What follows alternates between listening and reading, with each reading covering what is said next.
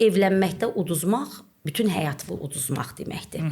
Normal psixoloji durumda olan insanlar tapmaq belə azalır günü-gündən. TikTokda mı deyək, Sosial şəbəkələrdə mi süni plastik əməliyyat olan xanımlar çox təbliğ olundu. Bu oğlan sənlə bir yerdə ümumi məqsəd naminə çalışacaqmı? Siz buyurduğunuz kimi həyat yoldaşı bu yolda sənə dəstək olacaqmı? Sənə hörmət eləyəcəkmi? Sənin şəxsiyyətinə dəyər verəcəkmi? Uşağı çətin durumda qorunmaqdansa çətin durumda yaşamağa alışdır. Keyfiyyətli dərzilər var ki, bu günlərim çox böyük diplom alıb hansısa bir universiteti bitirəndən daha çox qazanır. Bəli. Hər bir fərdin inkişafı ilk olaraq ailədən başlayır. Ailə həm də kiçik cəmiyyətdir deyə eşitmişik. Bu mövzuda qonağımız Azərbaycan Dövlət Pedaqoji Universitetinin dosenti, psixologiya üzrə fəlsəfə doktoru Lamiyə Qurbanovadır. Lamiyə xanım, xoş gəlmisiniz. Çox təşəkkür edirəm Turan müəllim, var olasınız, dəvətiniz üçün minnətdaram. Verilişiniz xeyirli uğurlu olsun inşallah. Təşəkkürlər. Lamiyə xanım, girişdən də bəlli olduğu kimi biz bu gün fərdin inkişafında ailənin rolundan danışacağıq. Eyni zamanda cəmiyyətdə ailənin rolundan danışacağıq.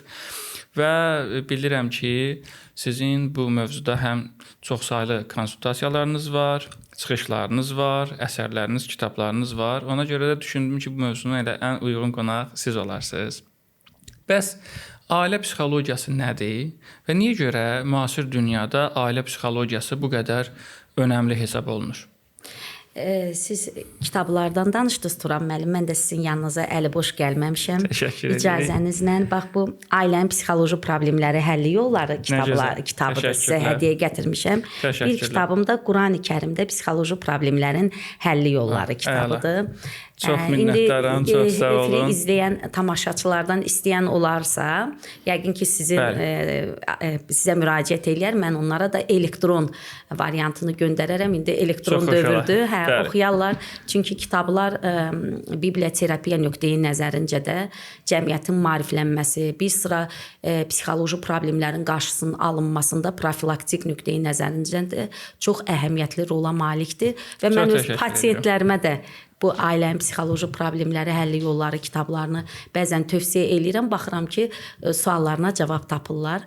Və sizin indi sualınızla bağlı fikrimi bildirmək istəyirəm. Ailə psixologiyası hər zaman aktual olubdur. Çünki siz də buyurdunuz ki, cəmiyyəti təmsil edən şəxsiyyətlərin təməli ailədən qoyulur. Ailə psixologiyası deyəndə biz nə başa düşürük? Ailə psixologiyası dedikdə ümumiyyətlə ailə daxili münasibətlərin uğurunu şərtləndirən bütün psixoloji faktları, qanuna uyğunluqları, mexanizmləri, o cümlədən ailə daxili problemləri, onların həlli yolları, ailənin funksiyaları, strukturunu, ümumiyyətlə ailənin dinamikasını belə deyək, əhatə edən bütün psixoloji problemləri, məsələləri öyrənən bir sahədir. Və belə deyək ki, getdikcə də ailə psixologiyası aktuallaşır. Çünki cəmiyyətdə gedən bütün belə deyək, dəyişikliklər hamısı ailəyə öz təsirini göstərir. İcazənizlə məişətimizdə formalaşmış bir fikri səsləndirim. Sizin münasibətiniz maraqlıdır. Bəzi hallarda deyirlər ki, xüsusən valideynlər deyir ki, bizim dövrümüzdə psixoloq var idi, ailə psixologiyası var idi. Valideynlərimiz seçirdi oğlanı, qızı, deyirdilər ki, sən ailə qurmalısan. Biz də deyirdik baş üstə. Xoşbəxt olurduq, yaşayırdıq, boşanma da bu qədər olmurdu. Amma indi çox təəssüf ki, bəzən ali təhsilli şəxslər ailə qururlar və kifayət qədər də yetkin yaşda ailə qururlar. Öz seçimləri olur, valideynlər də onlara hörmət eləyir. Amma biz statistikalara baxanda hər il çox narahatlıq doğuran bir statistikalar görürük boşanma sayları ilə bağlı. Onda belə bir sual yaranır. Ailə psixologiyası müasir dünyada bu qədər aktual və önəmlidirsə, niyə bu boşanmaların qarşısını ala bilmir? Siz elə bir məqama toxundunuz ki, bu nəsillər arası müqayisələrə ki, əvvəlki dövrlərdə belə idi. Mən nəsillərin bir balaca belə deyək ki, psixologiyasına, xüsusiyyətlərinə toxunmaq istəyirəm.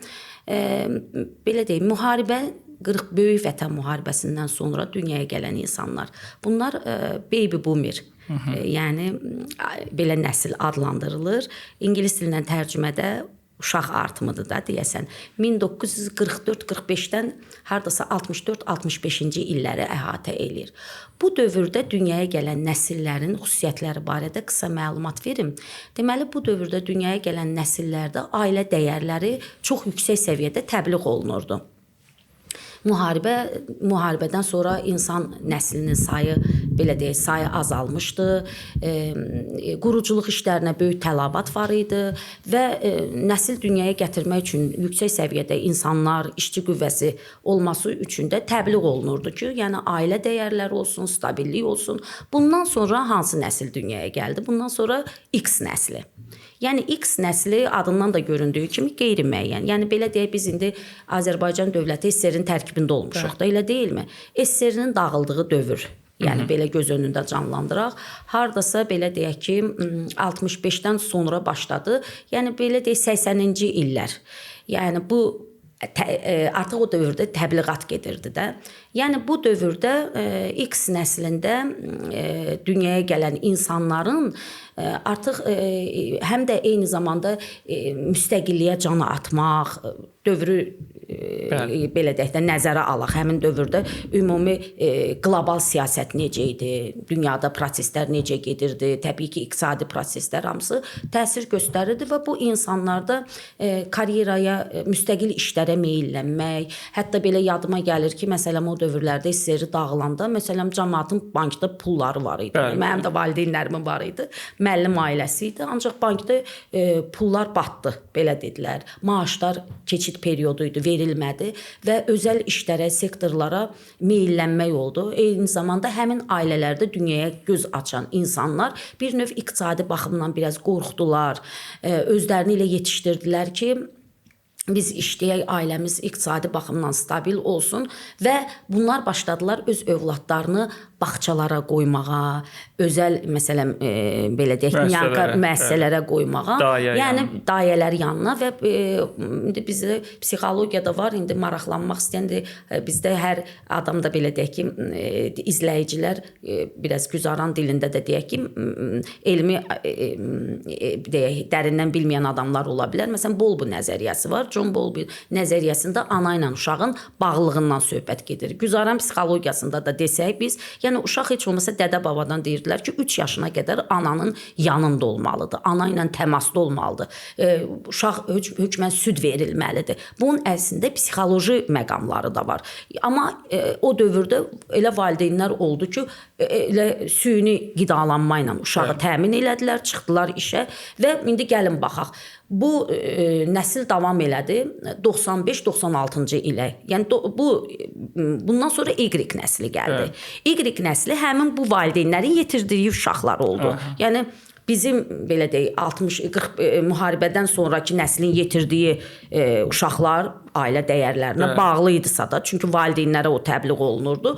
O artıq həmin o nəslin, ikinci nəslin, X nəslinin yetirdiyi uşaqlar bir balaca özünüzü yetişdirin, işi inkişaf eləyin, falan, azadlıq olsun, iqtisadiyyat. Yəni bu da yenə müəyyən qədər ailə dəyərləri qalsa da, ancaq əksər fikirləşirdi ki, ailənin indi deyək psixologiyada var da, ailənin funksiyaları var. Ailənin məsələn reproduktiv funksiyası var, kommunikativ funksiyası var, tərbiyə edici funksiyası var, sosial status funksiyası var və ən əsas da məsələn ailələr bugünkü gün ən çox nədən dağılır? Məsələn, iqtisadi məişət funksiyası. Yəni bunun sən iqtisadiyyatın, ailə büdcən lazım şəkildə idarə eləyə bilmirsənsə də, bir müddətdən sonra artıq baxırsan, övladını yedizdirə bilirsən, nə həyat yoldaşını bir-birini təmin eləyə bilirsən və problemlər başlayır. Yəni bundan valideynlər həmin dövrdə, həmin o proseslərdə, dünyada gedən proseslərdə əziyyət çəkdiklərinə görə belə deyək, övladlarına bunu şamil eləyirdilər və Y nəslində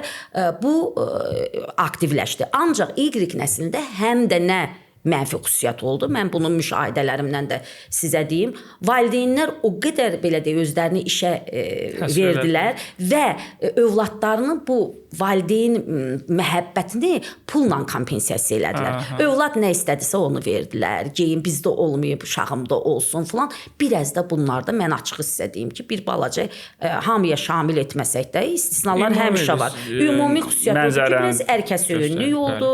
Yəni mən də indi neçə illərdir universitetdə dərs deyən müəlliməm, 2000-ci ildən dərs deyən müəlliməm. Mən özüm də uşaqların həmin o nəsillər arasındakı fərqi müşahidə eləyirdim ki, yəni geyim tərzi, hətta mən sizə deyim ki, açıq indi burada demək istəyirəm ki, qızların üzərində kifayət qədər plastik əməliyyatlar, dəbə düşdü.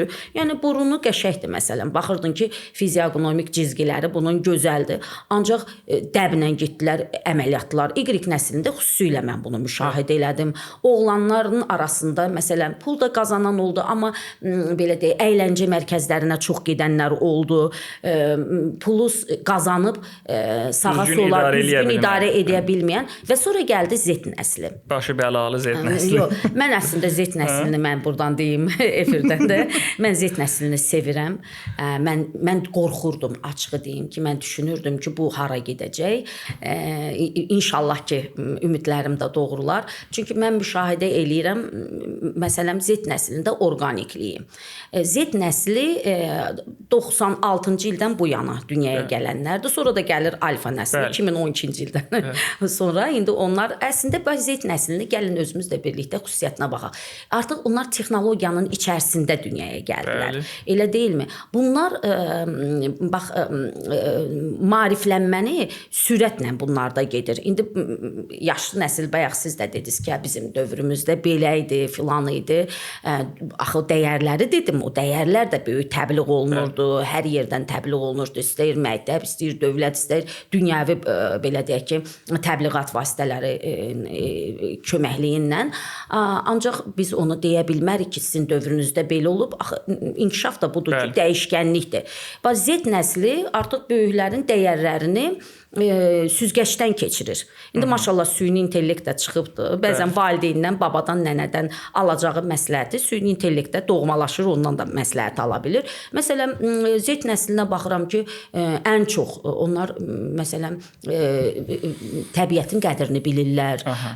Müşahidə eləyirəm. Doğrudan da gerçəkdən də hansısa bir fiziki qüsur varsa, kompleks yaradırsa, yalnız o halda əməliyyata gedirlər. Mən əksər tələbələrimdə müşahidə edirəm. Yəni plastik əməliyyat görmürəm.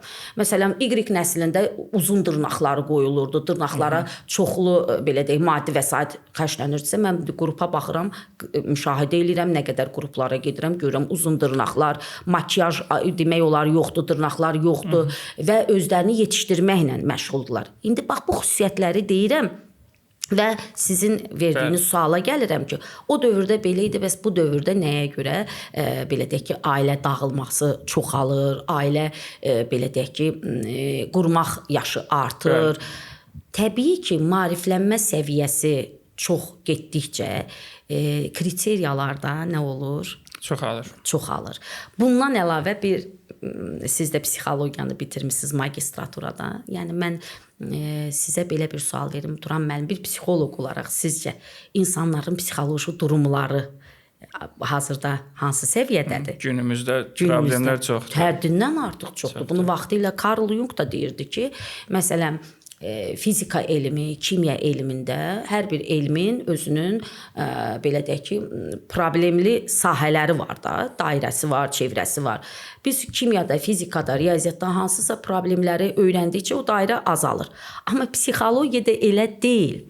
Çünki cəmiyyətdə baş verən hər hansı bir hadisə, istəyir müharibələr, istəyir qlobal krizislər, hansısa bir hadisələr insan psixikasına nə edir? Təsirini göstərir. Və ondan da qabaq varislik prinsipi var. Nəsillərdən də olan travmalar, nəsillər arası travmalar Turan müəllim ötürülür. Və bugünkü gün biz baxırıq, normal psixoloji durumda olan insanlar tapmaq belə azalır günü-gündən. Siz təsəvvür eləyin, gündəlik həyatımızda əgər belə sayda insanlar azdırsa, bəs ailə nə tələb edir? Ailə kompromis tələb edir.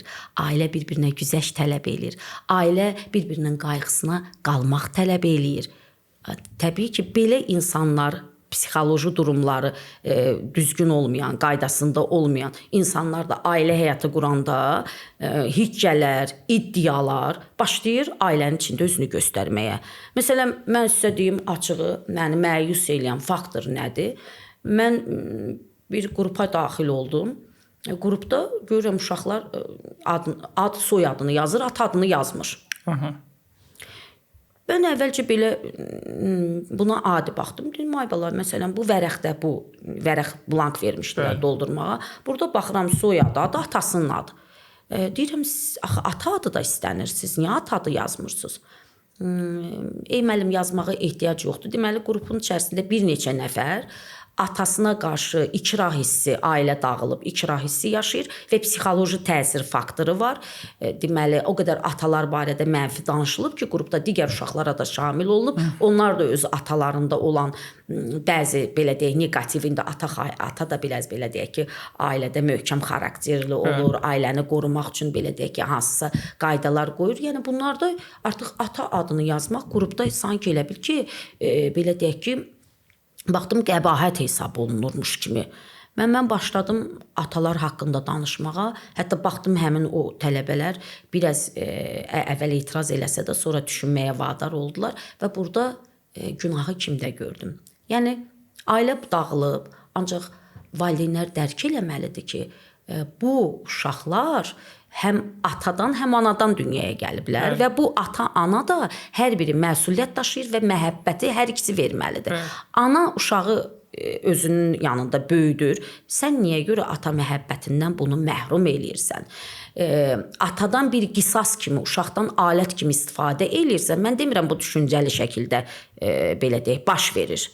Bu qeyri-ixtiyari baş verir. Yəni, ananın psixoloji problemləri var, ataya nəyisə sübut eləmək istəyir, amma nəzərə almaq lazımdır ki, sən övladını nə qədər çox istəyirsənsə, kiməsə nifrət eləsən də, amma o uşağa məhəbbət verirsə, uşağı sevən insan o məhəbbətdən uşağı məhrum eləməməlidir. Və sən uşağı nifrətlə böyüdəcəksənsə, nəzərə al ki, bu uşaq bir müddətdən sonra özü böyüyüb, müəyyən yetkinlik yaşına çatanda, hər şeyi başa düşəndə, sənin özünə qarşı da bir atom bombası kimi yetişmiş olur.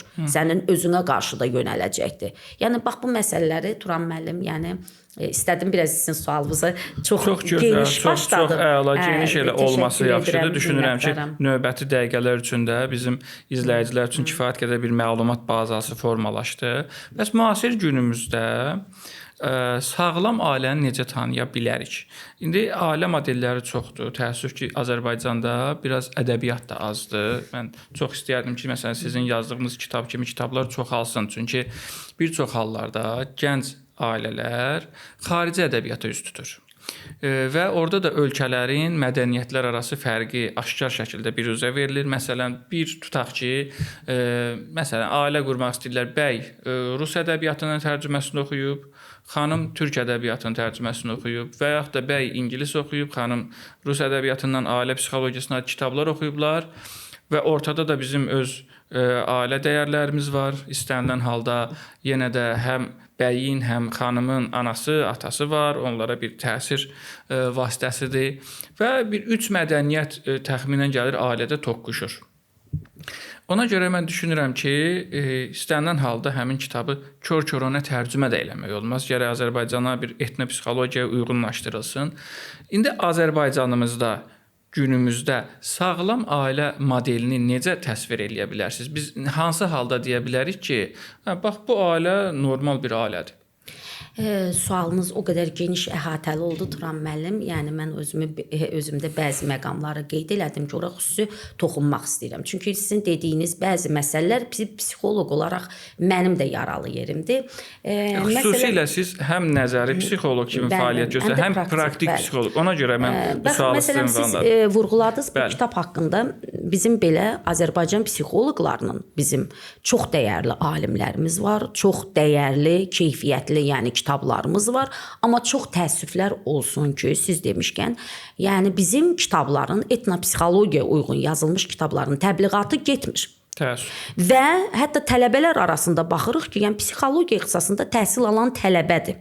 Sən gələcəkdə gedib Avropada nə bilim Asiyada, Amerikada psixoloq işləməyəcəksən. Azərbaycan ailələrində psixoloq işləyəcəksən. Deyəndə ki, məsələn, belə bir kitab çıxıbdı. Özdə mən sizə deyim ki, qiyməti də çox münasib olur və hətta bizim müəllimlər bunu satışa belə vermir, elektron variantını. Tövsiyə eləyirlər ki, elektron variantını verək, yəni təmənnasız gedin bu kitabı oxuyun, amma baxırsan tələbələrin əlində Amerika psixoloqlarının kitablarını, psixoloq tələbələrinin və bunlar sonradan siz bax deyək, konsultasiya verirlər, məsləhətlər verirlər və o dəyərlərə uyğun Avropanın, Amerikanın, belə deyək ki, Asiyanın, nə bilim, Afrikanın deyək, dəyərlərinə uyğun tövsiyələr verəcəklər. Axı Azərbaycan ailə dəyərləri başqa bir şeydir. Mən sizə elementar bir şeydir. Mən bu kitabı yazmışam, deməli 2012-ci ildə. 2012-ci ildə çox böyük tirajla bu kitab çıxardıldı və buradan efirdən də deyirəm, Türkiyəyə belə göndərildi bu kitab və mən çox o serialı sevirdim, Qırmızı Oda serialı. İndi izləyənlər də bilər, psixoloji bir serial idi və bu kitabda ailənin psixoloji problemləri, həlli yolları mən o serialdan qabaq, yəni burada da iddialı şəkildə deyirəm, siz də baxa bilərsiniz. Mənim burada pasiyentlərim anonim olaraq burada məsələn yazılıb Fuad 29 yaş, onların psixoloq mən olmuşam, dialoqu burada belə deyək ki, açıqlanıb və onun geniş deyək case formasında, amma real case formasında həmin problem qeyd olunub və geniş psixoloji təhlillər aparılıb və burada da hətta baxırsınız ibrətamiz fikirlər burada qeyd olunub və mən həmin seriala baxanda gördüm ki, eyni janrdır. Neçə illər sonra çəkilməyinə baxmayaraq orada da otağa daxil olur pasiyent, psixoloqla. Mən hətta deyərdim ki, buradan həmin serialı çəkən yoldaşlara salamlar göndərirəm. Uğurlu olsun, xeyirli olsun, amma biz bilirik bizim həmişə mahnılarımız, musiqilərimiz, ideyalarımız o qədər zəngindir bizim Azərbaycan xalqının bu keyfiyyətləri. Hər yerdə, dünyada istifadə olunur. Yəni ideya müəllifi kimi eyni janr, yəni o serialda əks olundu və bundan sonra mən baxıram orada digər məsələn seriallar var idi, psixoloji seriallar çox orada belə deyək bir film formasında çəkildi. Mən o serialları izlədim və xeyirli uğurlu olsun. İstərdim ki, bizdə də belə bir şeylər olsun. Yəni bax məsələn kitabı mən neçə insana tövsiyə eləyəndə kitabla bağlı özlərini görüblər orada problemlərdə. Yəni deməyim odur ki, nəyi əskik olubdu? Bizim də stol üstü kitab kimi ailə həyatı quran insanlar əldə eləyiblər, hazırlaşıblar və bundan qat-qat artıq Azərbaycanda Azərbaycan psixoloqlarının kitabları var və mən də sizin dediyinizə şərik çıxıram ki, əgər belə kitablarımız başqa seriallara bir ideya verirsə, başqa ölkədə seriallara ideya verirsə, niyə bizim öz ölkəmizdə istifadə olunmasın? Və xüsusilə psixoloq tələbələrimiz tərəfindən. Axı hər bir, mən burada bu kitabda məsələn çoxlu sayda pasiyent özdə deyək ki, bir 20 problem var idisə, onun içərisindən oxşar problemləri. Ümumiləşdirmişəm. Orada adlar anonimdir, şərtidir, amma yaşlar, problemlər realdır və onun geniş psixoloji təhlilini aparmışam və sizin o vurğuladığınız kimi ki, başqa dəyərləri bizə şamil eləyirlər. Təbii ki, o dəyərlər də nəyə gətirib çıxardacaq? Bizim belə deyək ki, şuuraltı ötürücü bizim belə deyək ki, mexanizm var nəsildən nəsilə. Şuur altında olan informasiyalarla uyğun gəlməyəcək, nəsillər arası üsyan baş verəcək, ailədə kişinin rolu nədir, qadının rolu nədir, bu bilinməyəcək nə daxı. O dövlətdə başqa deyək ki, ailə siyasəti olub, başqa deyək ki, dövlət siyasəti olub, bizdə tamamilə başqadır. Bizim belə deyək, genimiz də fərqlidir, bizim tarixi yaddaşımız başqadır, qəhrəmanlıqla bağlı bizim gözəl xanımlarımız tarixi, nə qədər məsələn uğur qazanan xanımlarımız olub, Həcərimiz, Nigarımız, amma baxırsınızmı həyat yoldaşına necə yanaşır? Bilirsiniz, xanım hansı kişiyə təslim olur? Özündən artıq kişiyə təslim olur. Nə qədər güclü qadın olursan ol, sən kişini baş tacı kimi dəyərləndirməlisən. Düzdür, buradan mənə etiraz eləyəcəklər, hər kişidə olmaz. Çünki Qurani-Kərim baxırsınız, Qurani-Kərimdə psixoloji problemlərin həlli yolları kitabında. Mən orada da qeyd eləmişəm. Bəzən kör-körənə ayəni təhlil eləyir və deyir ki, qadın kişiyə tabe olmalıdır. Axı onun arxası var. Quranda yazılıb ona görə ki, baxırsınız o ayədə mən indi ola bilər ayələrin nömrələrini dəqiq deyə bilməyəcəm. Ancaq ona görə ki, qadına baxmaq kişiyə həvalə olunub. Kişi güclü cinsdir axı. Allah da bunu buyurub. Əgər sən qadının qayğısına qalmırsansa, söhbət tək maddiyyatdan getmir. Məsələn, mən ağır zəmbillə gəlirəm. Sən mənə kömək eləməyəcəksənsə, mən belə deyək, yoruldum məişət işlərində uşağa baxmağa. Sən mənim qayğıma qalmayacaqsansa, mən sənə niyə tabe olmalıyam? Yəni kişinin kişilik xüsusiyyəti də odur. Bilirsiniz, Quranda da belə buyurulub. Bəzən dini dərindən bilməyən insanlar, dinimizdə belə yazılıb deyil. Xeyr, Qurani-Kərim bizim ən güclü həyat yolu kitabımızdır. Psixoloji xidmət kitabımızdır. Sadəcə onu düzgün təbliğ eləmək lazımdır. Yəni kişinin, əgər kişi ailədə özünü kişi kimi hiss eləyəcəksə, kişilik xüsusiyyətindən məmnunluq hissi duyacaqsa, o qadını da xoşbəxt eləyəcək. Ağıllı qadın da odur. Qadınlar anadan gəlmə siyasətçil məişətlə bağlı keyfiyyətlə dünyaya gəlirlər. Qadınlar uşaq vaxtından ananın yanında, ev şəraitində məişət məsələlərini daha dərindən bilirlər. Çünki gözlərini açandan atanı necə idarə eləmək lazımdır, qardaşla necə rəftar eləmək lazımdır. Axı zərif cinsin nümayəndə bunu bilirlər. Amma kişilər necədir? Çöldə, bayırda oynasınlar, pul qazanmaq falan bu şeylər təbliğ olur və zaman gəlir, ailə həyatı qurulur. Qadın məişət məsələlərini kişidən çox bilir. Kişi bir müddətdən sonra buna alışana qədər ağıllı qadın neyniyir? Ağıllı qadın yeri gələndə özü elə idarə eləyir ki, kişi elə bilir ki, bu idarə edir. Necə deyərlər, belə bir deyim var. Kişi başçısa, qadın boyundur. Baxırsınızmı? Ağıllı qadın da öz həyat yoldaşını cəmiyyətdə elə təqdim eləyər ki, qıraqdan da ona baxıb deməsinlər ki, sən kimi arvadlıq eləyirsən. Belə kişidə oturmaq olmazdı ki, özün özünə əsildirsən yeri gələndə. Onda o ailə nəyə lazımdır? Yəni bu məsələləri biz əgər ailəyə düzgün psixoloji hazırlıq olacaqsa, bir də belə bir şey deyim. Getdikcə siz də fikir verirsiniz ki, ailə quranların sayı azalır. Hətta yaş da çoxalır. Bəli. Bir dönəm erkən nikahlardan çox saylı gileylər olurdusa, indi biz görürük ki, gənclərə baxırsan 30 yaş, 35 yaş və bunlar hələ oğlanlar deyir, uyğun qız tapa bilmirəm, qızlar deyir, uyğun oğlan yoxdur, elçilər gəlsə də mən analiz edirəm, görürəm uyğun deyirlər. Elə mən bu məqamda bir sual vermək istəyirəm. Biz ər və arvada həm də həyat yoldaşı deyirik. Bu demək ki, həyatımızın önəmli bir hissəsində yoldaşı oluruq. Əgər 35 yaşdan sonra evlənəcəksə, həyatın yarısı da gedibsə, bəs bunun həyat yoldaşlığı harda qaldı? Və yaxud da gözləntilər həddindən artıq çox olub. Məsələn, biz öz valideynlərimizdə görmüşük ki, elə sözün əsl mənasında yoldaş olub, müəyyən uğurlara çatıblar. Tutaq ki, ev alıblar, maşın alıblar, məsələn, övladlarını oxutdurublar, əl-ələ verib, yoldaş kimi. Amma indi xanımlarımız istəyir ki, bəyin hər bir şey olsun, ev olsun, maşın olsun, imkanı olsun, iş olsun. Onda bəs yaxşı bir yoldaşlıq hara qalır? Yəni gözləntilər çoxdur. Bəzən bəylər də elə imkanlı ailənin qızını istəyir ki, öz iqtisadi problemləri həll olsun. Bəs bu həyat yoldaşı anlayışı itirmi bizim cəmiyyətimizdə? Bəlkə də mən bir neçə il bundan qabaq bu sualları versəydiniz, mən biraz başqa istiqamətdə cavab verərdim. Ancaq indi son vaxtlar çox belə deyək, fikrimdə dəyişiklik əmələ gəlib. Deyir, evlənməkdə uduzmaq bütün həyatı uduzmaq deməkdir. Bu çox belə deyək ki, ciddi bir məsələdir. Sonra evləndirmək hasaddır, evli olmaq çətindir. Bilirsiniz? Gəlin xanımları indi baxaq. Mən ona görə xanımları da günahlandırmaq istəmirəm, heç bəyləri də günahlandırmaq istəmirəm. Çünki artıq belə bir dönəmə gəlmişik ki, evləndirmək məcbur etmək olmaz.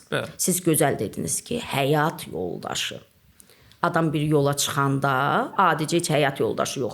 Bir yol gedirsən, hansısa bir səfərə gedirsən, yanındakı insan sənin əsəblərinlə oynayacaqsa, sənə gərginlik yaradacaqsa, heç belə ən gözəl səfərə belə getsən, o səfər sənə cəhənnəmə travmalarla qayıdacaqsan. Evləndirmək xətrinə qətiyyən evləndirmək olmaz. Mən bugün o qədər yüksək keyfiyyətlərə malik, ziyalı insanlar tanıyıram ki, yəni özünə tay tapa bilməyib. Öz ruhuna tay insan tapa bilməyib, amma cəmiyyətə çox böyük faydası var. Müəllimlər var, müəllimələr var. Yəni çox keyfiyyətli xüsusiyyətləri var, hansı ki, onlar məhəbbətini tələbələrinə, şagirdlərinə veriblər. Yəni çoxlu ailə nə üçün lazım? Ailə nəsil artırmaq üçün, o nəsildə yüksək səviyyədə insan yetişdirmək üçün. Ancaq bunlar deyir taylı tayını tapmayanda günü ahva ilə keçər məsələsi. Özünə uyğun insan tapa bilməyib. Və belə deyək ki, bayaq siz dediniz ki, xanımlar çox şey tələb edir, kişilər də çox şey tələb edir. Mən sizə deyim, baxırsan ki, xanımın gözəl ruhu var. Bu insanın ruhu təmizdir.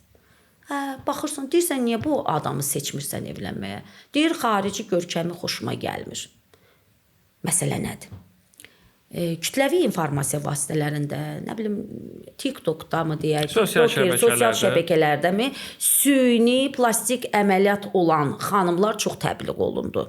Təbii gözəllik deyil. Hətta seriallarda biz bunu gördük. Yəni filmlərdə bu da yeniyetmələrin qadınlar barəsində obrazlarını formalaşdırır. Məsələn, bizim dövrümüzdə hansısa bir filmin qəhrəmanı, məsələn, Ögey ana filmində biz baxırdıq ora, təbii xanımlar, gözəl xanımlar və şuur altında o əsərin qəhrəmanlarının kiminin qaşı, kiminin gözü, kiminin saçı, hərəsindən bir şey götürüb şuuraltı bir obrazı formalaşdırırdıq və zaman gələndə tərəf müqabili seçəndə o şuur altında əslində o obraz, o xüsusiyyəti bizə, xüsusiyyətdən sevmişdik, xüsusiyyətə uyğun obrazı beynimizdə canlandırmışdıq. Yəni bunlar çox mühüm əhəmiyyət kəsb edir. İndi mən oğlandan soruşuram, yəni yaxşı qızdır, hər sənin kriteriyalarına uyğun gəlir. Deyir, xanım gərək baxımlı olsun da. Deyirəm, baxımlıq nəyə deyirsən? Təmizdir, hər cəhəti, saçı düzüm. Baxım bilirsinizmi? O ki, şuur altına yeridildi. Sünilik. Bu qadın da gedib plastik. Nə var ki? Pulun var, getdin plastik əməliyyat elədin. Hamı bir-birini oxşadı. Mən sizə açığı deyim, psixoloq kimi son vaxtlar mən əvvəllər kiminsə şəklini mənə deyəndə ki, Lamiyə xanım, bu insan psixoloji portreti barədə nə deyə bilərsən? Fiziognomik Hans Lukinin var, fiziognomik maskalar var, onun məsələn saç düzümü var. Müəyyən qədər sən xarakterini şəkildən belə deyə bilirdin. Ancaq indi plastik həddindən ziyadə plastik əməliyyat edən adam barəsində mən fikir deyə bilmirəm. Bilirsiniz niyə görə deyə bilmirəm? Sonra da mənə etiraz eləyirlər ki, çox Lamiyə xanım bu barədə demə. Mən demirəm. Bəlkə yaşa dolanda hər birimizin ehtiyacımız ola bilər, amma sifətinizi dəyişməyin də. Obrazınızı dəyişməyin. Başqa bir xarakterə, bu sənin genetik yaddaşındır, sənin genetik kodundur. Yəni sən bunu tamamilə dəyişirsənsə, axı sən bununla böyümüsən də. Deyək ki, yeniyetməlik yaşından, erkən gənclik yaşına çatmısan, sənə belə rəftar ediblər. Sən artıq bu üzə görə sənin də münasibətlər formalaşıb, elə deyilmi? Səndə bu sifət cizgisinə görə xarakter formalaşıb. Sənin özün üçün də çətin olur. Sən bir aynaya baxanda artıq o üzə uyğun xarakteri də dəyişməyə məcbur olursan və hətta bir yerə gedib səni xarakterə görə, obrazına görə qarşılayırdılarsa, indi sən görəcəksən həmin münasibət deyil. Dəyişik belə deyək ki, davranış tərzləri belə deyək görəcəksən. Məsələn, Avropanın öz sifət cizgisi var, Asiyanın özü, Qafqazın öz sifət cizgiləri var idi. Yəni ona görə mən indi bunlara toxunmaq istəmirəm. Plastik əməliyyatların tərəfindəyəm. Ancaq hansısa bir ehtiyac olanda, lap belə deyək ki, bəzən yaşlı xanımlar, indi mən də yaşa doluram, ola bilər məsələn. Çox həyatda çəkdiyin travmalar üz cizgivə yansıyıb, üzün düşük görünürsən, qoca istəyirsən səliqəli qocalasan, amma sifətini dəyişməyin əleyhinəyəm. Qoy obraz qalsın, qoy o təbiilik qalsın. Yəni oğlanlarımızın beyninə də o qədər süni o obrazlar yeridildi ki, mən baxıram, hə, xanım qəşəngdir, ruhu gözəldir, amma hə, gərək baxımlı idi. Ona görə biz təkcə xanımları da qınaya bilmərik, amma qınayırıq ona görə ki, sosial şəbəkədən eş-işrət 8 martda buna gətirdi, bahalı kimsə maşın hədiyyə elədi, nə bilim, maşının içindən böyük bir ürək çıxdı, gül çıxdı, bu olmalıdır. Əksərində o videolar özü yalan, şov xarakterlidir, amma bunlar həqiqət qəbul edir. Həqiqət deyil, bəs sən də oğlandan bu boyda şeyi tələb eləyirsən. onda o boyda şeyi qazanmaq üçün neçə yaşına çatmalıdır? Yaş da keçəcək və yaxud atası qazanıb da bunu, elə deyilmi?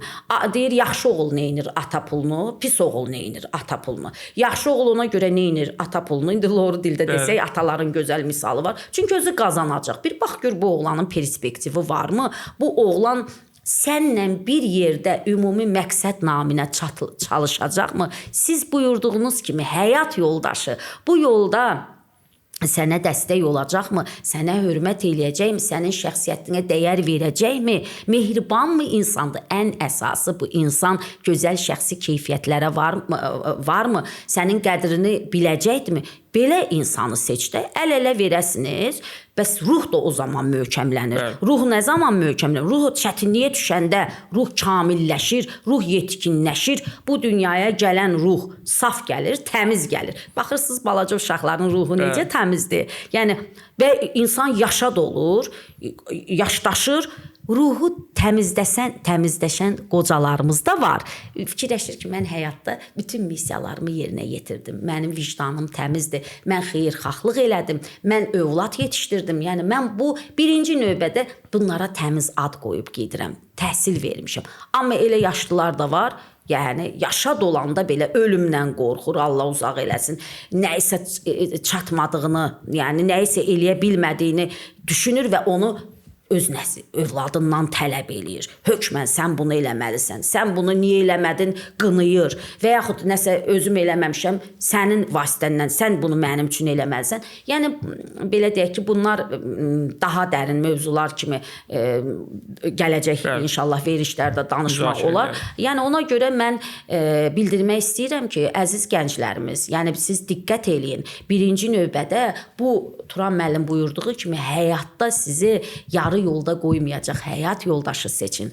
Ondan bir söhbət eləyin. Görün sizin qarşıya qoyduğunuz planlarla onun planları üst-üstə düşürmü? Yoxsa nə qədər varlı insan var? Nə qədər varlı insanı axtaracaqsansa, bir də görəcəksən ki, ondan da varlısan. Yox, bir-iki qız getdi də. Yəni sən çox yoxdur o qədər.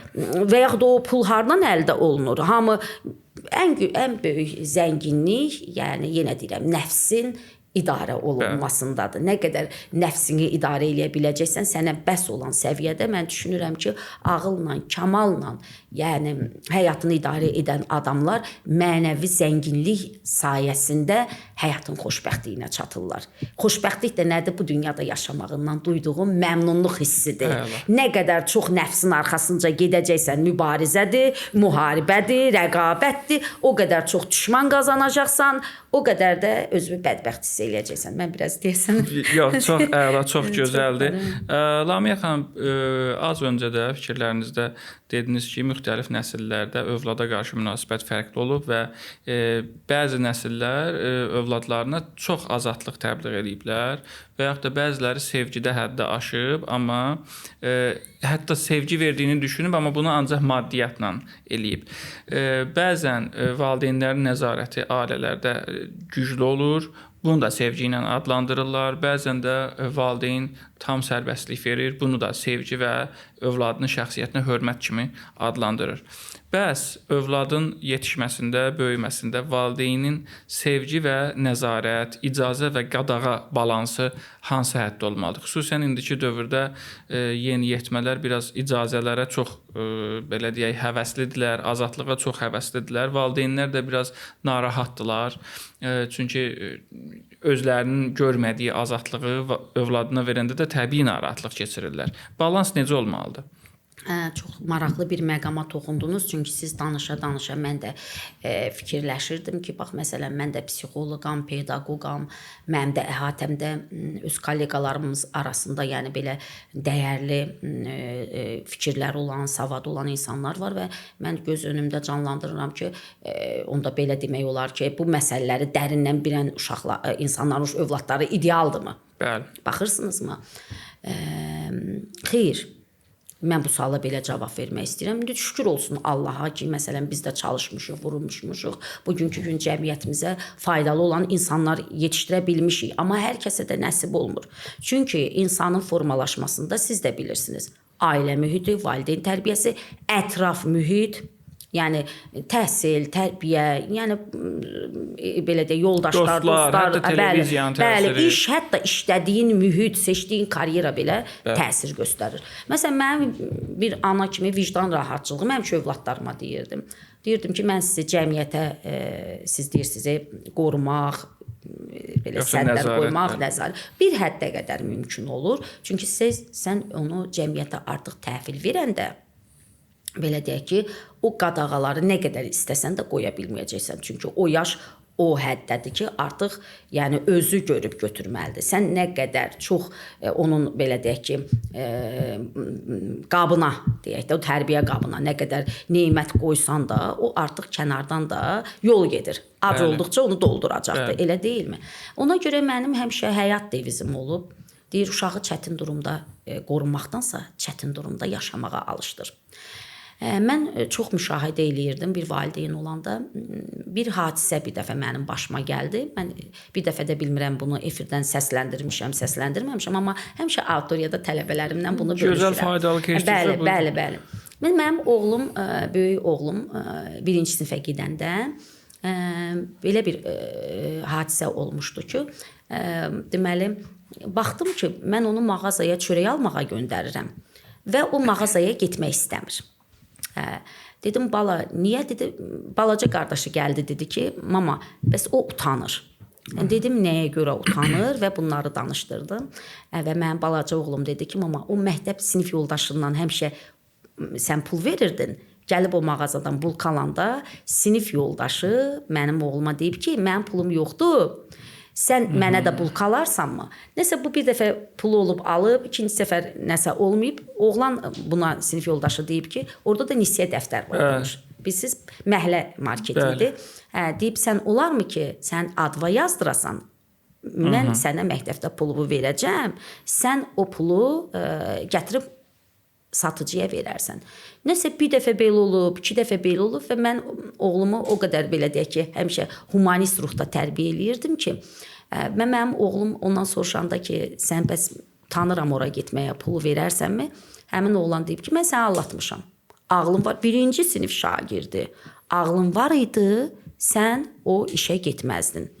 Aldatmışam səni.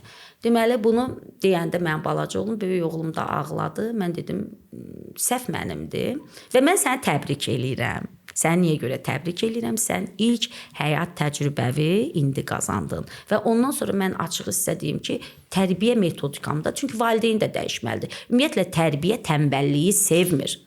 Valideyn, övlad ən böyük kapitaldır. Bunu insanlar dərk eləməlidir və dövlət üçün böyük kapitaldır. Təbiətin də qanunudur da, qadın kişi olmasa insan dünyaya gəlməz.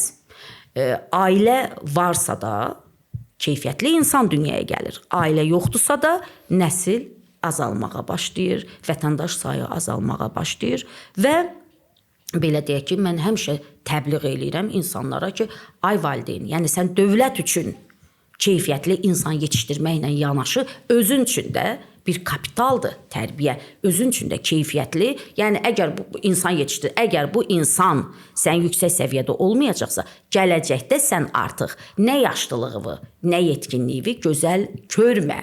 O uşaq sənə qarşı çevriləcək. Sənin resurslarından da istifadə edəcək. Yəni, mən ondan sonra tərbiyə metodumu hər dəqiqə, hər saniyə təkmilləşdirməyə məcbur idim. Üzr istəyirəm, ondan sonra mən baxdım ki, dedim, bu oğlan sənin üçün gözəl, belə deyək ki, məktəb oldu və mən icazə verirdim. Bax, hər tipdə insanla söhbət eləsin, ancaq mənlə bölüşsün. Problem yaşadısa gəlsin.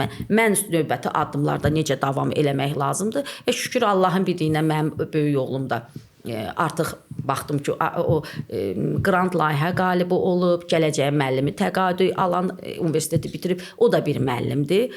O da yəni neçə illərdir pedaqoji fəaliyyətlə məşğuldur və hətta mən sizə deyim ki, müəllim var ki, elmi gözəl bilir.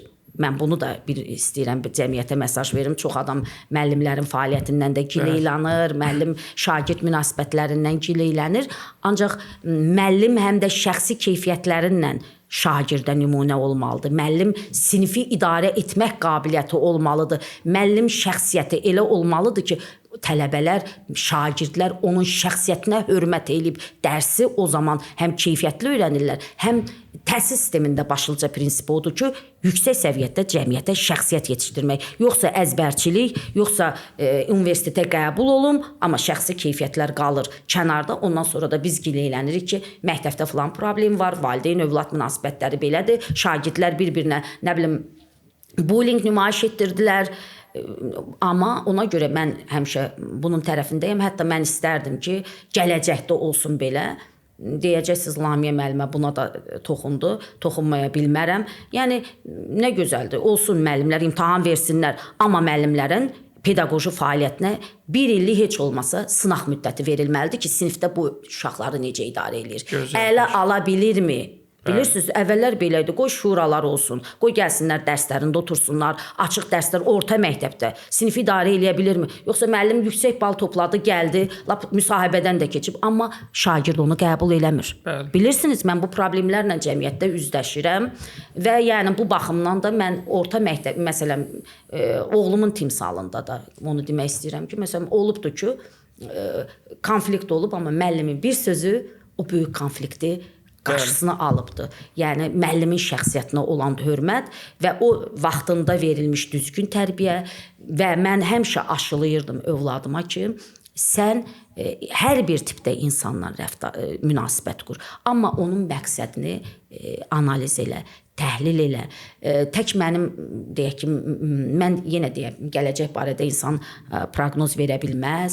Həyatda Allahın özünün də imtahanları var, sınaqları var. Çox mənəm deyəndə də adam elə bil sanki deyir, çox mu ağıllı oldun, ala bu imtahanı da sən ver.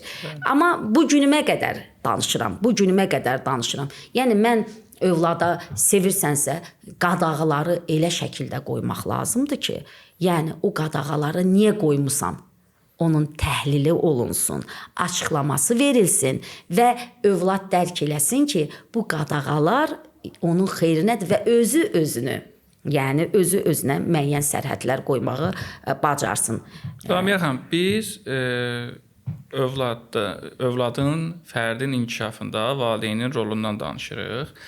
Amma bir məsələ var ki, valideynin özünün də bir şəxsi həyatı var, tutaq ki, ailə həyatı var, iş həyatı var, öz dostları var.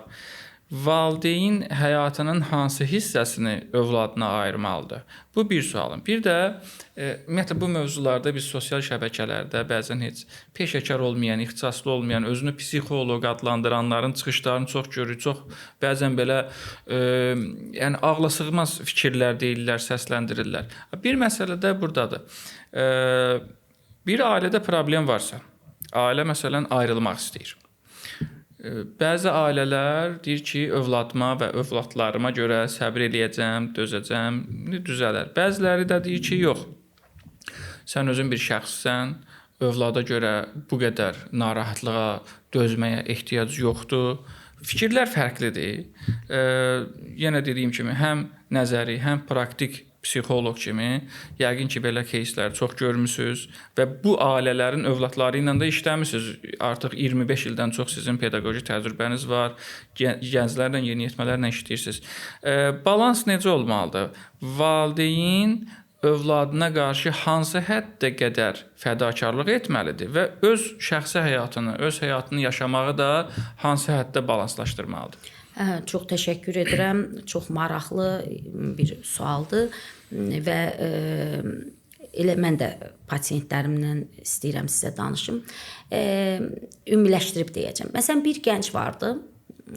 Deməli, müraciət elədi. Onlar da 1-ci, 2-ci kursda fəaliyyət göstərən. Onu da vurğulamaq istəyirəm ki, bizim pedaqoji universitetdə təmənnasız olaraq psixoloji xidmət fəaliyyət göstərir.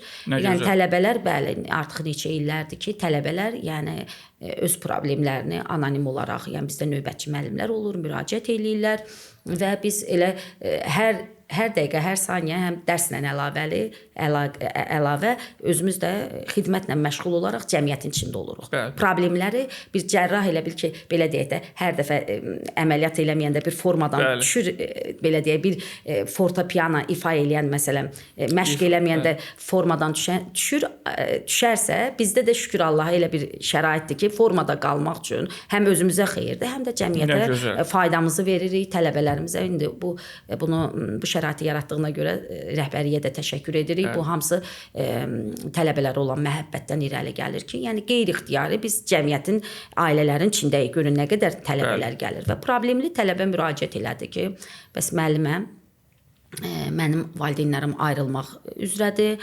Sizin buyurduğunuz kimi hər kəs öz həyatını yaşamaq istəyir. Mən də dedi, çox sıxılıram. Mən gələcəyimi görə bilmirəm. Özü də qız uşağı idi. İndi oğlanlarla da bağlı başqa problemlər var. Hələ bu məsələnin praktikasını, nəticəsi uğurlu olduğuna görə istəyirəm bunu bölüşüm. Deməli, deyir, bəs mənim anam atama kompromisə getmir, atam anama kompromisə getmir. Biri məni öz yanına çəkir, mənim tərəfimdə dur bu, falan. Mən uzun uzadı da indi gəncdir, buna məsləhət verim, dəfələrlə gətizdirim. Axı bu faciəni yaşayır. Dedim, qızım, mən sənə dediklərimi get evdə elə. Gəl belə bir eksperiment eləyək. Dedi, necə? Dedim, gedirsən, sən nə qədər valideynlərimin bir-birinin tərəfini saxlayacaqsansa, gah atanın, gah daha da onlar belə deyək ki, konflikt şiddətləşəcək, o onu günahlandıracaq uşağı, mənim tərəfimə çəkirsən bunu. Sən dedim, gedirsən, atan, ananı, ikisi də bir yerdə oturanda deyirsən ki, siz məni fikirləşmirsiniz, mən də daha sizi fikirləşmək istəmirəm. Mən sizdən tələb eləyirəm. Müəyyən müddətə qədər, yəni qoyun mən universiteti qutarım, işə düzəlim, o vaxta qədər səbr eləyin, dözün, ondan sonra ayrılarsınız. Mən ayaq üstündə durum, ondan sonra ayrılarsınız. Amma bu ailədə, yəni məni dünyaya gətirmisinizsə, əgər mənim dediyimi siz yerinə yetirməyəcəksinizsə, mən də sizə problem yaşadacağam. Nəsə belə bir şəkildə qızla danışdıq. Dedim, qızım, eksperimentdir da. İndi insanlar, bunlar biraz da dedim, indi valideyndir. Bunlar da biz başa düşməliyik. İndi nəsə bir aralarında belə deyək, problem olub falan. Valideyn övlad konfliktini də dərinləşdirməmək üçün də belə deyək. Amma dedim, gəl bir ailən naminə də, ailəni qorumaq naminə. Çünki bir müddət bunlar sənə görə kompromisə getməyi bacarsalar, bəlkə bu davamlı haldalar. Axı bu vaxta qədər gəlib çıxıblar. Qız getdi, həmin hərəkəti eləmişdi. İnandırım sizə, Turan müəllim, çox müsbət bir nəticə vermişdi. Gəl dedim, Lamiyə xanım, mən şokdayam. Gözləmirdilər ki, yəni bilirsiniz, ana uşağı çəkir öz tərəfinə. Hətta atam belə elədi, sən onun cavabını ver. Ata deyir, ana səni öyrətdi belə, uşaq qalır əldə belə. Bizə də məqsədimiz o idi ki, yəni sən güzgü kimi bax da, sən uşağı fikirləşmirsənsə, bu yuva uşağın yuvasıdır. Sən artıq böyümüsən. Siz bir-birinizi sevmisiniz. Münasibətdə olmusunuz ki, övlad dünyaya gəlir. Və bu uşağın da haqqıdır da ailə həyatı qursun. Bu uşağın da haqqıdır da sevgi yaşasın. Sən bu uşağın böyüyəcək, o yetkin nəsil üçün ailə bir enerji rolu oynayırsa, yəni gəlirsən orada enerji alırsan, rahatlanırsan. Axı yetişəcək nəsil üçün ailə o yumurtanın qabığı kimi, içi kimi, yəni qida mənbəyidir, enerji, oradan sən qidalanıb yetişirsən. Sən bunun yuvasını niyə dağıtmalısan ki? Yəni artıq övlad varsa, sən biraz düşünməlisən, düzdür. Əgər Allah uzaq eləsin, heç kəsə göstərməsin, ailədə bir tərəf narkomandırsa, yəni çox ciddi psixoloji problemləri varsa, yəni dözülməz bir həddədirsə, təbii ki, yəni onda artıq başqa yol qalmır. Çünki o ailədə böyüyən uşaq travmalı böyüyəcək. Amma kütləvi hal almaq, yəni mən istədiyim üçün karyera qurmaq. Sən belə deyək, qadına deyək ki, sən artıq ana oldunsa da, sən karyeranı elə tənzimləməyi bacarmalısan ki, sən ən böyük karyeran analığındır. Mən hərdən uşaqlara sual verirəm, tələbələrə ki, uşaqlar, ananıza kimsə nəsə söz desə, neyini yersiniz? Artıq bunlar gənclər. Deyir, Lamiyə xanım, nə danışırsınız? Biz aləmi dağıdarıq. Hətta bəzən atamız belə ona bir şapalaq vursa, şiddət göstərsə, atamıza dur deyərik. Anamız müqəddəsdir bizim üçün. Baxırsan, ay ana, sən uşağın balaca olanda ona qayğısına qalırsan, eybi yox. Hardasa əzildin, oldu. Amma bir müddətdən sonra o uşaqlar sənin böyük ordundur. Ordundur, səni qoruyacaq o ordu yetişdirmisən. Və mən sizə inandırım, ata da baxır. Ata da bəzən, bilirsiniz, mən bunu müşahidə edirəm, vaxtı ilə çox belə qəddar bir insan olubdur. Amma zaman gəlir, uşaq ananın arxasında durur. İnandırım sizə, o ata da uşaqlara görə, o da xanımla hesablaşır. Yəni, baxırsan, yəni ailədə belə bir, o da bilirsiniz, əslində bir sınaq müddətidir. Mən həmişə deyirəm ki, Allah Taala bizə hər gün Turan müəllim elə bir sanki həyatımızla bağlı test imtahanları verir. Biz bu test imtahanları necə TQTK-da test imtahanı eləmirik. Biz seçirik, yazırıq, mükafatımızı daha mərhələyə çatırıq. Bizə hər gün özdə inandırım, qurban olduğum Allah Taala o qədər demokratik yanaşır insanlara. Belə deyək, demokratiklik də nədədir? Baxırsan, pis yola baxanın axırı nə olur bizə göstərir də. Və yaxud eşrətlə məşğul olan axırı nə olur bizə göstərir. Yaxşı oxuyan insan, kasıb bir adam idi, amma yüksək üzərində işlədi. Bir də görürsünüz Avropadan, Amerikadan ya Azərbaycanın ən yüksək universitetlərindən səsi gəlir. Bunu görən adamda Allah işarə verir ki, sən hansı yolla getməlisən. Elə deyilmi? Hər gündə sənə seçim verir. O necə bir cırtların nağılı var idi. Bu deyir, itürən tərəfə mi gedək, işıq gələn tərəfə mi? Mən hərdən tələbələrimə də deyirəm, ay bala, milli nağıllarımız var, oxumusunuzmu? Bəziləri deyir, oxumamışam. Deyirəm, gedin ev tapşırığı verirəm. Gedin milli kinoya baxın, milli nağıllarımıza baxın. Çünki onların hamısı bir psixoloji, yəni bizə tərbiyə üsulu, bir hansısa bir məsələləri aşılayırdı, yol göstərirdi bizə.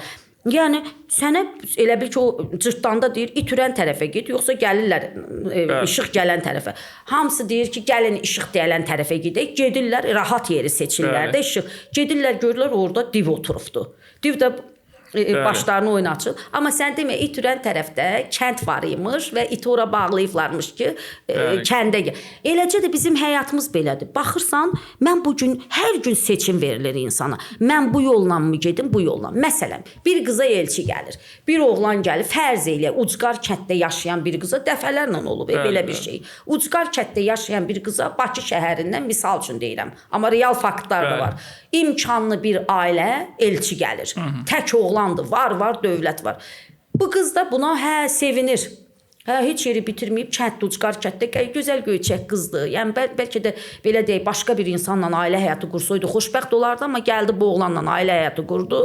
Gəldi bədbəxt oldu, evin xadiməsinə çevrilib, qulluqçusuna çevrilib. Nə işləməyə qoyurlar, nə karyera, məsələn, ola bilər ailədə, yəni var, dövlət var. Otur elə uşağını saxla. Otur qırağa çıxma, uşağına da məsələn aparacaqlar getir. Bir də baxırsan elə bir insan mənə gileylənir məsələn. Sənə başqa bir adam da elçi gəlmişdimi? Deyirək, kəndimizdə məni elə çox istəyən, məsələn, insanlar var idi, oğlanlar var idi, elçi gəlirdilər. Amma mən kənd həyatını seçmədim, şəhər həyatını seçdim. Valla kəndə getsəydim, mənə evdə var idi, eşik də var idi, amma fikirləşdim ki, indi kənddir da, mən şəhər həyatı daha gözəl olar. Mən də deyirəm, bəs sən fikirləşmədinmi ki, bu boyda şəhərdə qız yox idi, məsələn də, o boyda Ucqar kənddən gedib sən aldılar bir özü, yəni belə deyək də, bir düşünmədinmi səbəbini? Nədir? Deyir, yox, məsələn, Lamiyə xanım düşünməmişdim. Bəlkə də araşdırsaydım, bilərdim məsələn ki, məni hansı məqsədlə alırlar, öz inkişafımın qarşısını mı alacaqlar, mənəvi tələbatımın qarşısı mı alınacaq. Elə bil ki, sanki qızıl qəfəsdə yaşayan bir insan kimiyəm. Və başqa bir şeyi də demək olar, başqa misallar da çəkmək olar. Yəni, insan qarşısına çıxan gündəlik hər bir şeyi seçməlidir. Məsələn, adicə ixtisas seçimindən bağlı. Görürsünüz, nə qədər mütəxəssislərə müraciət edirlər. Hamı bəzən elə olur ki, bir populyar sahənin adı reklam gedir, hamı onun arxasınca gedir ki, nə var, desinlər ki, filan ixtisası qutarıbdır. Və ya da universitetin adı brendləşib. Universitetin adı populyardır, filan kəs filan universiteti qutardı. Amma qutarır, iş tapa bilmir, qalır işsiz. Amma elə bir sahələr var ki, o sahə bir əmək bazarının tələbatına bax da. Sən bil ki, bu il, məsələn, çoxlu sayda insan bu ixtisasın arxasınca gedir. 5 ildən, 6 ildən sonra, 10 ildən sonra nə qədər kadr olacaq? Və sən o kadrların içərisində gərək hansı səviyyədə olasan ki, sən özünə iş yeri tapa biləsən. Amma elə sahələr də var, populyar deyil, amma ora böyük tələbat var. Nə olar? Məsəl üçün ən xırda bir şeyi misal çəkim. Ola bilər sənət sahəsində. Bu adicə bir dərziliyi deyil. Məsələn, dərzilik, keyfiyyətli dərzilər var ki, bu günlərim çox böyük diplom alıb hansısa bir universiteti bitirəndən daha çox qazanır. Bəli, hörməti də daha. Bəli, hörməti də çoxdur. Yəni bir dənə hansısa bir internetdən bir paltarı seçirsən, adicə belə deyək ki, toy geyimləri olsun. Yəni məncə gedib düzgün seçim eləmək, hər gün ağılla, təfəkkürlə düzgün seçim eləyən adam sonu da mükafat gəlib. Çətinlikdən qorxmaq lazım deyil. Lamiyə xanım, travmalara toxundunuz. Mən istəyirdim bugünkü görüşümüzün son sualı bu olsun. Yenə də travmalar, xüsusən uşaqlıq travmaları demək olar ki, artıq son illərdə hər kəsin dillər əzbərinə çevrilib. Heç bəziləri bu terminin mənasını başa düşmür, bəziləri bir də sindrom məsələsinə çox toxunurlar. 3 yaş sindromu, filan yaş sindromu. Bu psixoloqlar, bəlkə də dırnaqarası psixoloqlar daha çox bunlardan istifadə edir. Bəzən pasiyentləri davamlı konsultasiyalarda saxlamaq üçün də bir alətə çevirə bilirlər. Bəzən də şikayət olur ki, elə neçə illərdir, dəfələrlə psixoloq yanına gedirik, amma nəticədə yoxdur. Digər tərəfdən yenə dediyim kimi, məsələn, mən özüm də 90-cı illərin uşaqları müharibə şəraitində yaşamışıq, çörək növbələri dövründə yaşamışıq. Yəni, travmaya qalsa bizim gördüyümüz travmaları bəlkə indiki nəsil görməyib. Və yaxud da sizin gəncliyinizdə olan o gördüyünüz travmaları indiki nəsil görməyib. Yəni, bu travmalar əvvəla nədir və nə qədər əhəmiyyətlidir insanın rolunda? O travmaların kontrolu, həlli yolları bəs nədir? Mən çox təşəkkür edirəm. Siz müasir psixoloji xidmətin də bəzi problemlərini vurğuladınız. Buna belə bir misalla cavab vermək istəyirəm. Deməli, belə bir səhnəni göz önümüzdə canlandıraq. Təsvir eləyin ki, Allah heç kəsə göstərməsin, amma hansısa bir belə deyək ki, ayağa infeksiya düşüb. İnfeksiya düşüb, nəsə batıb, infeksiya düşüb və həkimə gedir. Bir həkim, məsələn, belə deyək ki, yüngül oranı spirtlə silir, yodlayır, nəsə bağlayır, ağrını kəsici ora qoyur. Həmin anda insan özünü o şiddətli ağrıdan rahatlanır, həkimə təşəkkür eləyir, evə gəlir. Amma bir müddətdən sonra axı o infeksiya oradan təmizlənməyib. Bəli. Elə deyilmi? O infeksiya daha da böyüyəcək. Nə olacaq? Daha böyük problemə gətirəcək. Amma digər bir həkim fərz elə getdi. Həkim təcili şəkildə nəsə belə deyək ki, iynə vurdu, keyitdirici, hətta olubdu ağrı kəsməsə də həmin hissəni ağırda, yəni təmizlədi, bir neçə dəfə də gətizdirdi onu, ta ki insan o sağalana qədər ağrı yaşadı da. Amma nəticəsi nə oldu? Nəticəsi uğurlu oldu. Müasir bir qism, siz dediyiniz kimi dırnaqarası psixoloji xidmətdə təbliğ olunur ki, mən bunun əleyhinəyəm, qəti şəkildə. Yəni, insan sənin kabinetindən çıxanda özünü tam rahat hiss eləməlidir. Yəni, sənə nə lazımdır? Sən, bayaq siz dediyiniz kimi azadlıq istəyirsən, filan. Psixoloqla söhbət edir, bəli, psixoloq bunu dinləyir və bu psixoloqun kabinetindən çıxanda rahatlanmış şəkildə çıxır ki, mənim düşüncələrim düzdür. Belə şəkildə çıxır. Amma nəticə nə olur? Siz bayaq dedi, ailə faciələri, ailə insan gedir, mən belə eləməliyim. Çox belə, biz belə deyək, sosial şəbəkələrə də baxırıq. Elə şəkildə danışılır insana, siz bayaq dediniz də, daim gəlsin, geçsin, daim gəlsin, geçsin, daim gəlsin, geçsin. Pul gözündə baxılır, müştəri gözündə baxılır. Mən də belə bir sual verim. Bir yerdən ki, pul gəlirsə, onu sağaltmaq kim istəyər? Hə, Turan mən, belə bir şey varmı? Kim istəyər? Amma bir şey düşünmək lazımdır. Sən pasiyentinin davamlı gəlməyini istəyirsən, canlı reklam lazımdır. Məsələn, mən sizə açığı deyim, bugünkü gün mən pedaqoji fəaliyyətlə məşğulam. Psixologiyanı tədris edən pedaqoqam, həm də yeri gələndə psixoloji xidmətlə məşğulam. Əgər, məsələn, mən pedaqoji fəaliyyətlə məşğul olduğuma görə tək öz adımdan danışmıram, kolleqalarım adından danışıram, universitetdə dəyərli alimlərimiz adından danışıram, bizim vaxtımız çatmır. Amma biz psixoloji xidmətlə məşğul olsaq, kütləvi şəkildə. İnanın, o canlı reklamdır. Sən keyfiyyətli xidmət göstərirsənsə, arxasınca qonşusu, nə bilim, övladı, mənim elə pasientlərim olubdu ki, özünün problemləri həll olunub, övladı gəlib yeniyetməliyə onunla bağlı müraciət edib, qonşu müraciət edib. Yəni belə yanaşmaq lazımdır. Ən gözəl reklam keyfiyyətli işdir. Keyfiyyətli işdir də. Məsələn, sən lap götürək müəllimliyi, gözəl repetitorluq eləyirsən, uşaq institutda qəbul oldusa, o uşağı təzədən yenə sən gətirib repetitorluq eləməyəcəksən ki, onun elə institutda qəbul olmağı sənin canlı reklamındır, kütləvi axın gələcək. Amma psixoloq oturur bir nəfərdən, get, gəl. Bu nə qədər olar? Yəni bu pul gəlir bundan. Sən keyfiyyətli xidmət göstər, sənin müştərinin də sayı çox olacaq. Alırlar məsələn, yenə deyirəm, bir də görsünüz hansısa bir standart bir metodikadır. Standart metodikanı da hər kəsə tətbiq eləmək mümkün deyil. İnsanlar fərdidir. Yəni ona görə mən belə deyək ki, travmalarla bağlı, travmalara siz toxundunuz.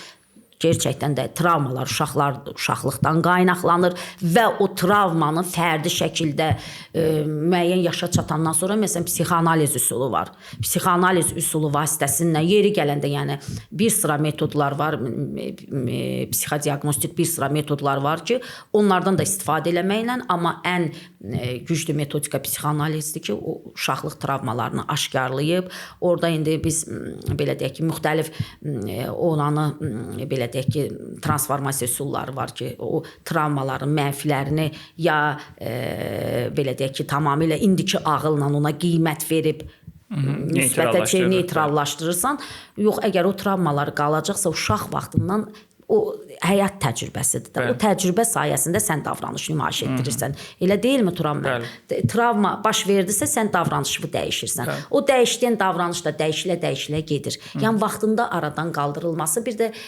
lazımdır. Bir də deyirlər uşaq əgər travmalısa birinci valideynin müalicə olunmalıdır. Yəni biz bunu da nəzərə alaq. Yəni uşaq travmalısa bəzi valideynlər aparır uşaq psixoloqunun yanına, uşaq məşğul olsun. Valideyn uşağın həm psixoloq olmalıdır, həm terapevt olmalıdır, həm pedaqoq olmalıdır. Yəni birinci biz valideynlə də Bəli, çünki uşaq məsələn psixoloq yanında vəziyyəti düzəldib, amma problemli evə qayıdanda həm problemi yenə yaşamır. Bəli, tamamilə. Çox vaxt valideyn öz travmalarını xüsusilə analar uşaqlara yansıdır. O qədər fobiyalı uşaqlar var ki, baxırsan uşaq qorxur, amma ana öz qorxusunu yansıdıb ona. Yəni belə şeylər var. Ona görə sindromlar da hökmən yaş krizləri var. Bəli. Bir yaşdan başqa biz hər birimiz onu yaşayırıq. Belə deyək, uşaq dünyaya gələndə yaşayırıq, uşaq məktəbə gedəndə yaşayırıq. Uşaqlar da bir yaşdan başqa yaşa keçəndə, hətta qocalanda da, yaşa dolanda da biz o sindromları yaşayırıq. Bunları da bilərəkdən həmin insanlarla həmin o sindromları aradan qaldırıb rəftar eləmək. Bəzən bilmirik, bilirsiniz. Məsələn, 4-cü sinifdən 5-ci sinifə keçən uşaq orta məktəbdə yeni müəllimlərlə üzləşir, krizis yaşayır, problemlər yaşayır. Qızdırması da qalxa bilər. Amma sən bunu biləndə valideyn də həssas yanaşır, onun qidasına fikir verir, müəllimlər də həssas yanaşır. Yəni bunları biləndə biz həmin problemləri qabaqlaya bilirik. Deməli, onda bu qənaətə gəlmək olar ki, əslində psixoloji problemlər günümüz sosial şəbəkələrdə qabardıldığı qədər ciddi və həll olunmaz deyil, aşılmaz deyil. Kifayət qədər yaxşı mütəxəssislərimiz də var. Müraciət eləyib məsələləri vaxtında həll etmək olar. Yəni sizin kimi mən ona əlavə eləmək istəyirəm ki, belə maarifləndirici verişlərin sayı çox olsa, indi o mütəxəssislər də hər dəqiqə mən sizə deyim, işimiz o qədər çox olur ki, mütəxəssislər kolleqalarım adından danışıram ki, hər dəqiqə də biz efirə gələ bilmirik. Yəni lap yaxşı olar ki, məsələn, elə işlədiyi yerdə gəlib hansısa belə deyək ki, bir maarifləndirici bir veriş çəkmək olar və yaxud bax mən dediyim kimi nə olar ki, kitabları satış üçün xarici kitabları reklam eləməkdənsə sponsordur. Vətəni xidməti sevən bir insan, qurum belə kitabları məsələn təbliğ eləsin. Heç mənə bizə maddiyyatı da lazım deyil. Bizim ən böyük müəllimin mükafatı nədir? müəllimə dəyər verilməyi, müəllimə qiymət verilməyi, müəllimə hörmət olunmağı onun və ən böyük mükafatımız da odur. Mənim həmişə tələbələrim də məndən soruşur ki, Lamiyə müəllimə, sizə minnətdarlıq edirəm. Ən böyük mənim mükafatım odur. Siz xoşbəxt olun, siz uğurlu olun, siz cəmiyyətə fayda verin və verdiyiniz faydadan mənə qat-qat savab, həndəsi silsilə ilə savab qazanacam. Lamiyə xanım, çox sağ olun, dəvətimizi qəbul elədiniz. Son olaraq qısa şəkildə ailələrə, hansı ki fərdləri böyüdəcəklər, fərdlərin inkişafında rolu var, qısa bir neçə cümlə ilə tövsiyələriniz nə olardı? Tövsiyələrim o olardı ki, ailənizdən müğayət olun. Ailə, yəni insan həyatı üçün çox önəmli, vacib bir mühitdir, məkandır. Yəni bu belə deyək ki, gələcəyimiz naminə, yəni hər birimiz çalışaq ki, ailələrimizi qoruyaq. Ailə də birinci növbədə kompromis məkanıdır. Ailə daxili insanlar, ailə daxilində olan insanları xoşbəxt eləmək üçün biz bunun üçün əlimizdən gələni əsirgəməyək. Hər birinizə uğurlar arzulayıram. Sağ olun, var olasınız. Təşəkkür edirəm Lamiyə xanım. Dəyərli izləyicilər, bizi izləməyə davam edin.